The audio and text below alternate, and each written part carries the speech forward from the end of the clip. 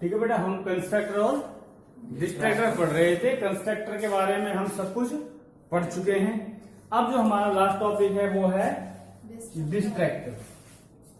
अब जैसा कि हमने पढ़ा है कंस्ट्रक्टर, तो कंस्ट्रक्टर के बारे में क्या पढ़ा है हमने? जो एक फंक्शन है, सीधी सी बात है, क्या है? ये एक फंक्शन है और ये फंक्शन जो है वो किसी भी क्लास के ऑब्जेक्ट को इनिशियलाइज करने के लिए यूज में लिया जाता है। ठीक है, अब हमने उसको इनिशियलाइज कर लिया है, हमने उसको यूज में ले लिया है, लेकिन अब उसकी हमें जरूरत नहीं है भाई। हमने एक क्लास के ऑब्जेक्ट को इनिशियलाइज करने के लिए एक मेमोरी क्रिएट की, कर ली। अब उस मेमोरी की अब हमें जरूरत नहीं है, तो रन टाइम पे ही उस मेमोरी को डिस्ट्रॉय करने के लिए, नष्ट करने के लिए हम क्या काम में लेते हैं? डिस्ट्रैक्टर लेते हैं। जैसे कि कंस्ट्रक्टर एक फंक्शन है, कंस्ट्रक्टर क्या है? फंक्शन है, तो डिस्ट्रैक्टर भी क्या है? एक फंक्शन है। जैसे कि अब तक हम लोगों ने कंस्ट्रक्टर को कैसे लिखा है? जैसे हमने यहाँ लिख दिया क्लास सैंपल, तो यहाँ सैंपल क्या है? क्लास का नाम। क्या है? क्लास का नाम। क्लास का नाम। और अब हमने यहाँ लिख दिया सैंपल और यहाँ आगे लगा दिया आपने ब्रैकेट, तो ये फंक्शन हो गया। ब्रैकेट लगते क्या हो गया? कौन सा फंक्शन हो गया? ये कंस्ट्रक्टर फंक्शन हो गया। कौन सा हो गया? अब इसको कंस्ट्रक्टर फंक्शन क्यों कह रहे हैं? वो इसलिए कह रहे हैं क्योंकि इसका नाम और फंक्शन का नाम दोनों का सेम है, और ये तभी सेम होता है जब कंस्ट्रक्टर होता है। ठीक है, अब ये तो हो गया हमारा कंस्ट्रक्टर फंक्शन। अब हम डिस्ट्रैक्टर कैसे लिख रहे हैं? देखो तो सैंपल, ये मेरा डिस्ट्रैक्टर हो गया। ले अब चीज कंफ्यूज करेगी हमें कि सर ये क्या है? ये दोनों सेम ही लिख दिया आपने, ये दोनों तो सेम ही लिख दिए, इसमें पता ही नहीं लग पा रहा कौन सा कंस्ट्रक्टर है कौन सा डिस्ट्रैक्टर है। ठीक है, तो पहली बात तो ये कि डिस्ट्रैक्टर का नाम भी वही होता है जो क्लास का नाम होता है या कंस्ट्रक्टर का नाम होता है। बात तो एक ही है भैया, डिस्ट्रैक्टर का नाम भी वही होता है जो क्लास का नाम होता है। लेकिन अगर हम ऐसा करते हैं तो फिर हम कंफ्यूज हो जाते हैं, कंस्ट्रक्टर कौन सा है और डिस्ट्रैक्टर कौन सा है। तो इसके लिए हमारे पास एक सिंबल होता है, ये वाला टाइल। कौन सा होता है? टाइल। ये टाइल सिंबल जिसके आगे हम लगा देंगे वो आपका हो जाता है डिस्ट्रैक्टर। तो हम ये कह सकते हैं कि क्लास के नाम से पहले या डिस्ट्रैक्टर फंक्शन के नाम से पहले टाइल सिंबल लगाया जाता है। ये लगा दिया, तो अब हम आराम से बता सकते हैं कि ये कंस्ट्रक्टर फंक्शन है और ये डिस्ट्रैक्टर फंक्शन है। तो डिस्ट्रैक्टर फंक्शन क्या है? डिस्ट्रैक्टर क्लास का एक विशेष प्रकार का मेंबर फंक्शन होता है। जैसे कंस्ट्रक्टर क्या है? वो भी एक विशेष प्रकार का मेंबर फंक्शन है, तो डिस्ट्रैक्टर क्या है? वो भी एक विशेष प्रकार का मेंबर फंक्शन होता है। अब कंस्ट्रक्टर क्या करता है? कंस्ट्रक्टर हमें किसी भी ऑब्जेक्ट के लिए वैल्यू को इनिशियलाइज करने के लिए यूज में लिया जाता है। तो जो मेमोरी कंस्ट्रक्टर क्रिएट करता है ऑब्जेक्ट के लिए, जो मेमोरी कंस्ट्रक्टर क्रिएट करता है ऑब्जेक्ट के लिए, उसको डिस्ट्रॉय करने के लिए, उसको नष्ट करने के लिए कौन यूज में लिया जाता है? डिस्ट्रैक्टर यूज में लिया जाता है। अब बात आती है इससे फायदा क्या होगा सर? अरे फायदा इससे ये होगा कि मेमोरी हमारी फ्री हो जाएगी और उस मेमोरी को हम किसी दूसरे काम के लिए यूज में ले सकते हैं। तो जो ये रन टाइम पर हमारे को ये वैल्यू को डिलीट करता है, एक्चुअली क्या होता है जब प्रोग्राम खत्म हो जाता है, जब प्रोग्राम एंड हो जाता है तब तो मेमोरी ऑटोमेटिकली डिस्ट्रॉय हो जाती है। जब प्रोग्राम ही खत्म हो गया तो वो तो ऑटोमेटिकली डिलीट हो गई ना सब कुछ। लेकिन इसमें क्या होता है? रन टाइम पे ही अभी आपने कुछ लिया और आपने क्रिएट कर ली मेमोरी, और उस मेमोरी में आपने वैल्यू स्टोर कर ली। अब आपको उसकी दोबारा आवश्यकता नहीं है पूरे प्रोग्राम में। हालांकि प्रोग्राम खत्म नहीं हुआ, मेरा प्रोग्राम खत्म नहीं हुआ, प्रोग्राम तो अभी भी बचा हुआ है, लेकिन वो जो वेरिएबल मैंने बनाए हैं, जो मैंने क्रिएट किए मेमोरी, उसकी मुझे आगे रिक्वायरमेंट नहीं है। तो जब मुझे उसके आगे की रिक्वायरमेंट नहीं है तो फिर मुझे उसको क्या कर देना चाहिए, रिमूव कर देना चाहिए, डिलीट कर देना चाहिए। इससे दो फायदे हो गए, एक तो मेरे प्रोग्राम की स्पीड फास्ट हो जाएगी और दूसरी में मेमोरी की भी बचत हो जाएगी। ठीक है, तो जो मेमोरी से अपना कंस्ट्रक्टर फंक्शन क्रिएट करता है, जो मेमोरी उसको डिलीट करने के लिए या नष्ट करने के लिए डिस्ट्रैक्टर फंक्शन को यूज में लिया जाता है। तो डिस्ट्रैक्टर क्लास का एक विशेष प्रकार का मेंबर फंक्शन होता है, लेकिन इसका प्रयोग कंस्ट्रक्टर के द्वारा बनाए गए ऑब्जेक्ट को खत्म करने, नष्ट करने या रिमूव करने के लिए किया जाता है। बताइए समझ में आया या नहीं आया? तो जो कंस्ट्रक्टर हमारे लिए क्या करता है, कंस्ट्रक्टर ऑब्जेक्ट जो क्रिएट करता है या कंस्ट्रक्टर के द्वारा जो ऑब्जेक्ट बनाए जाते हैं उनको रिमूव करने के लिए यूज में लिया जाता है, जिससे कि हम उस मेमोरी को आगे काम में ले सकते हैं, किसी और चीज के लिए यूज में ले सकते हैं। ठीक है बेटा, और इसकी कुछ विशेषताएं हैं, हम विशेषताओं की भी बात कर लेते हैं। पहली विशेषता है इनका नाम क्लास के नाम जैसा ही होता है। अब वही वाली बात जो मैंने अभी बताई थी आपको कि नाम तो दोनों का सेम हो गया, फिर बात आएगी सर इनको अलग अलग कैसे पहचानेंगे। तो अलग अलग पहचानने के लिए हमारे पास क्या होता है, टाइल्ड सिंबल होता है। क्या होता है, टाइल्ड सिंबल होता है। और इस टाइल्ड को हम कहाँ लगाते हैं, फंक्शन के नाम से पहले, डिस्ट्रैक्टर फंक्शन के नाम से पहले टाइल्ड को लगा दिया जाता है, जिससे कि अब इसमें आप आराम से अंतर कर सकते हैं कौन सा कंस्ट्रक्टर और कौन सा डिस्ट्रैक्टर है। दूसरा पॉइंट, ये कोई भी आर्गुमेंट नहीं लेते हैं और ना ही कोई वैल्यू रिटर्न करते हैं। अरे सीधी सी बात है, सही बात है। कंस्ट्रक्टर तो बनाता है मेमोरी, इसने तो मेमोरी को डिलीट कर दिया।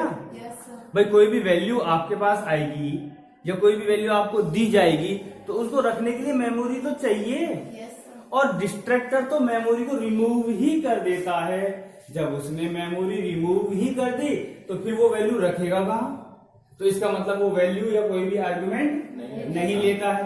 और जब वो कोई वैल्यू रख ही नहीं रहा, उसके पास कोई मेमोरी है ही नहीं, तो फिर रिटर्न क्या करेगा? वो तो रिटर्न भी नहीं कर सकता। समझ में आया ना? तो constructor function, distractor function, constructor नहीं डिस्ट्रैक्टर फंक्शन ना तो लेते हैं और ना ही कोई वैल्यू को रिटर्न करते हैं। ना तो आपसे लेंगे और ना ही आपको वापस करेंगे। क्यों? क्योंकि उसके पास मेमोरी नहीं होती। वो तो जो मेमोरी किसी और ने बना रखी है उसे ही रिमूव कर देता है। वो तो जो मेमोरी किसी और ने बना रखी है तो उसी को रिमूव कर रहा है, तो खुद तो कैसे ले लेगा? तो ना तो वैल्यू लेते हैं और ना ही रिटर्न करते हैं। और जब किसी प्रोग्राम, ब्लॉक या फंक्शन से हम बाहर आते हैं तो ये कंपाइलर के द्वारा स्वतः ही कॉल हो जाता है। अब देखो कंस्ट्रक्टर फंक्शन भी हमारा ऑटोमेटिक कॉल होता था, और डिस्ट्रक्टर भी हमारा कंस्ट्रक्टर फंक्शन क्या होता था? ऑटोमेटिक कॉल होता था। तो जैसे हमारा कंस्ट्रक्टर फंक्शन कॉल होता है तो ये ऑब्जेक्ट लिखोगे, ऑब्जेक्ट लिखते ही कंस्ट्रक्टर फंक्शन को कॉल कर दिया जाएगा, इनिशियलाइज कर दिया जाएगा। और अब आप इस ब्लॉक से, ये ब्लॉक किसका है? कंस्ट्रक्टर फंक्शन का। जैसे ही आप इस ब्लॉक से बाहर निकलेंगे तो ऑटोमेटिक कौन कॉल कर दिया जाएगा? डिस्ट्रैक्टर फंक्शन को ऑटोमेटिक ही कॉल कर दिया जाता है। तो यहां तक आपको समझ में आया कंस्ट्रक्टर फंक्शन के बारे में? ठीक है, अब यहाँ पर हम एक छोटा सा एग्जाम्पल ले लेते हैं, किसका? डिस्ट्रैक्टर का। तो देखिए साहब, डिस्ट्रैक्टर फंक्शन के लिए सबसे पहले हम यहाँ क्या लिखेंगे? As include IO string dot h। फिर क्या लिखेंगे? Using name space std। और अब सबसे पहले क्लास का नाम, हमने क्लास का नाम यहाँ क्या रख दिया? सैंपल रख दिया। क्लास का नाम क्या रख दिया? सैंपल। अभी हम यहाँ पर एक बेसिक प्रोग्राम समझने की कोशिश कर रहे हैं कंस्ट्रक्टर का। ठीक है, तो यहाँ पर हम डायरेक्ट कंस्ट्रक्टर फंक्शन को लिख देते हैं। तो सैंपल ब्रैकेट ये हमारा क्या हो गया, ये कंस्ट्रक्टर फंक्शन हो गया। क्या हो गया, कंस्ट्रक्टर फंक्शन हो गया, जो कि क्या करता है, ऑब्जेक्ट क्रिएट करता है। तो हम यहाँ एक मैसेज भी प्रिंट करवा लेते हैं, ऑब्जेक्ट क्रिएटेड। ठीक है, जैसे हम इसको कॉल करेंगे ये ऑटोमेटिक कॉल होगा, तो आपको मैसेज क्या मिल जाएगा, लिखा हुआ ऑब्जेक्ट क्रिएटेड। अब चूंकि जो ऑब्जेक्ट क्रिएट किया है उसको क्या करना है, हमें डिस्ट्रॉय करना है। क्या करना है, डिस्ट्रॉय करना है। तो हम यहाँ फिर एक फंक्शन बनाएंगे सैंपल, लेकिन फिर वही कंफ्यूजन, नाम सेम हो गया। चूंकि ये डिस्ट्रैक्टर है तो हम इसके नाम से पहले टाइल सिंबल लगाएंगे, और जब ये कॉल होगा तो हमारा क्या होगा, वो डिस्ट्रॉय हो जाएगा। तो हम यहाँ सी आउट ऑब्जेक्ट डिस्ट्रॉय, ये हमारा हो गया, और ये हो गया आपकी क्लास की एंडिंग। ठीक है, अब आपको क्या करना है, मेन फंक्शन इंटीजर मेन, यहां भी सैंपल क्या एस। अब आप देखोगे यहाँ भी सैंपल, यहाँ भी सैंपल, यहाँ भी सैंपल और यहाँ भी सैंपल। तो इन सभी चीजों का नाम एक है, लेकिन फिर भी ये सब क्या है, अलग अलग है। कैसे पहचाने जाएंगे, इनके सिंटैक्सेस से। क्लास लिख रहा है पहले, इसी नाम से पहले क्लास लिख रहा है, इसका मतलब क्या हो गया, ये क्लास का नाम हो गया। सिंटैक्स यही है इसका। हमने यहाँ सैंपल लिख दिया, क्लास का नाम, और फंक्शन का नाम सेम हो गया, इसका मतलब ऑटोमेटिक कंस्ट्रक्टर हो गया। सीधी सी बात है, कौन सा फंक्शन हो गया, कंस्ट्रक्टर हो गया। क्यों, क्योंकि क्लास का नाम और फंक्शन का नाम सेम है। और फिर यहाँ पर भी सैंपल मिल गया, दूसरे फंक्शन का भी, और लेकिन उससे पहले क्या रखना है, टाइल, तो फिर ये डिस्ट्रक्टर है। ठीक है, और अगर हमने यहाँ क्लास का नाम लिखा है और फिर कोई नाम लिखा है तो ये ऑब्जेक्ट हो गया, तो ये ऑब्जेक्ट हो गया। तो इनके सिंटैक्स से हम इसमें आसानी से अंतर कर सकते हैं। तो जैसे ही सैंपल एस लिखेंगे तो ये ऑब्जेक्ट किसको कॉल कर देगा, कंस्ट्रक्टर फंक्शन को। आउटपुट क्या आ जाएगा, ऑब्जेक्ट क्रिएटेड। और जैसे हम इस फंक्शन से बाहर आएंगे तो किसको कॉल कर दिया जाएगा, कंस्ट्रक्टर को कॉल कर दिया जाएगा, ऑब्जेक्ट डिस्ट्रॉयड। तो जो ऑब्जेक्ट इसने क्रिएट किया उसी को इसने डिस्ट्रॉय कर दिया। और चूंकि इंटीजर मेन है तो यहाँ क्या कर देंगे हम, रिटर्न 0। तो बताइए यहाँ तक कोई समस्या परेशानी हो तो नहीं है। अब हम बात करते हैं यहाँ डिस्ट्रैक्टर के उपयोग की, यूजेज ऑफ डिस्ट्रैक्टर। अब यूजेज ऑफ डिस्ट्रैक्टर में क्या है, डिस्ट्रैक्टर का उपयोग ऑब्जेक्ट को आवंटित मेमोरी को रन टाइम पर रिमूव करने के लिए किया जाता है। ये बताया था मैंने आपको, जो हमारी रन टाइम पे कंस्ट्रक्टर ने मेमोरी क्रिएट की है उसको रिमूव करने के लिए हम इसको यूज में लेते हैं, ताकि जो मेमोरी फ्री होगी, जो मेमोरी फ्री होगी उसे हम किसी और के लिए काम में ले सकते हैं। और किसी भी ऑब्जेक्ट की मेमोरी का अलोकेशन हम कंस्ट्रक्टर फंक्शन में कैसे करते हैं, न्यू ऑपरेटर से। हमारे पास ऑपरेटर वाला चैप्टर हमने जब पढ़ा था तो मैंने आपको बताया था न्यू ऑपरेटर और डिलीट, दो ऑपरेटर और होते हैं हमारे पास। तो न्यू ऑपरेटर क्या करता है, इनफ मेमोरी प्रोवाइड कराता, पर्याप्त मेमोरी उपलब्ध करवाता है, और डिलीट क्या करता है, उसको रिमूव कर देता है। ऐसे ही कंस्ट्रक्टर में जब आपको मेमोरी क्रिएट करनी होगी तो कौन सा ऑपरेटर काम आएगा, न्यू ऑपरेटर। कंस्ट्रक्टर का काम यही है ना, कंस्ट्रक्टर का काम क्या है, मेमोरी क्रिएट करना। तो ये किस ऑपरेटर से होगा काम, न्यू। और डिस्ट्रैक्टर का काम क्या है, रिमूव करना, तो वो किससे होगा, डिलीट ऑपरेटर से। तो किसी भी ऑब्जेक्ट की मेमोरी का आवंटन कंस्ट्रक्टर फंक्शन में न्यू ऑपरेटर से किया जाता है, और डिस्ट्रैक्टर फंक्शन में डिलीट ऑपरेटर से आवंटित मेमोरी को उन्हें उपयोग में लाने योग्य बनाया जाता है। इससे पुनः कैसे उपयोग में आएगी, जब पहले वाली हट जाएगी तो आप उसको दोबारा काम में ले सकते हैं। बताइए यहाँ तक कोई दिक्कत समस्या परेशानी। ये आपका हो गया डिस्ट्रैक्टर फंक्शन। अब इसका एक एग्जांपल है, आप वो एग्जांपल भी देख लीजिए।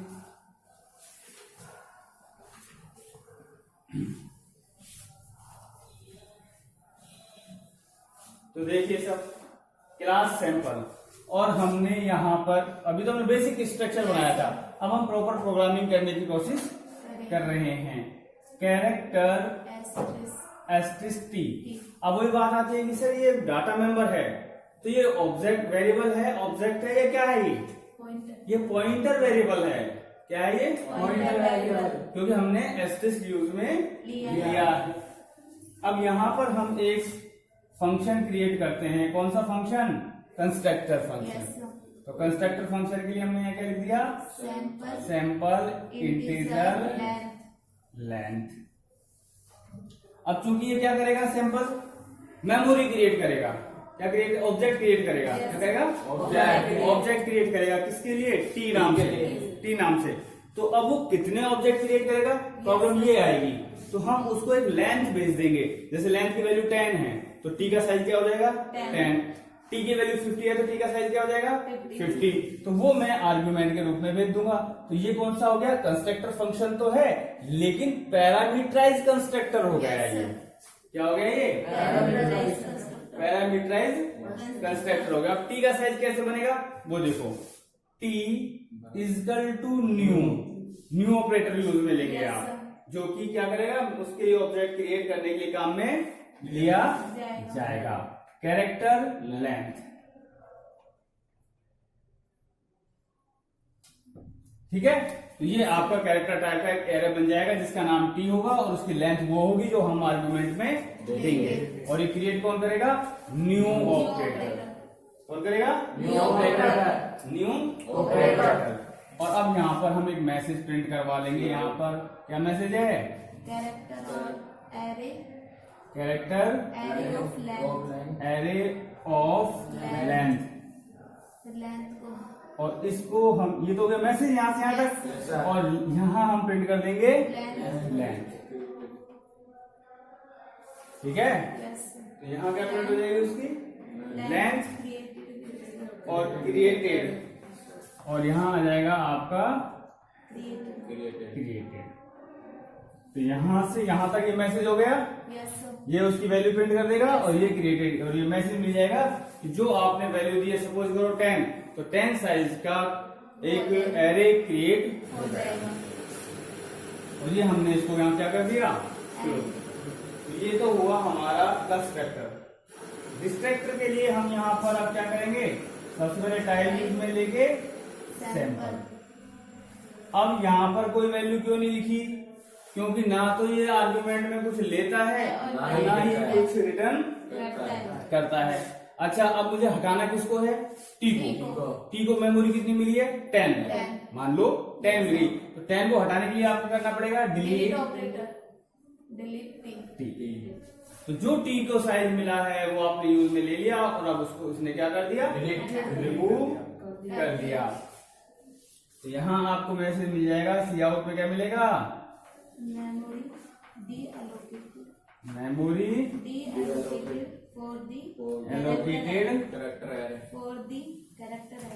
For character array. बोली समझ में आया नहीं आया यहाँ तक? yes, ठीक है। ये तो हो गया। अब इसके बाद आप क्या कर दिए? Integer main. सर पहले क्लास, ये क्लास आपकी क्लोज हो गई। इंटीजर मेन, सबसे पहले सैंपल S10। ये 10 इसकी लेंथ हो गई। अब हुआ क्या? जैसे हम 10 लिखेंगे, ऑब्जेक्ट लिखेंगे, तो तुरंत कॉल कर दिया जाएगा कंस्ट्रक्टर। लेंथ की वैल्यू कितनी हो जाएगी? 10। और ये टी का साइज कितना हो जाएगा? 10। और आपको मैसेज मिल जाएगा। उसके बाद जैसे आप बाहर आओगे तो हम कहाँ चल जाएंगे? डिस्ट्रक्टर फंक्शन में, और ये उस टी को क्या कर देगा?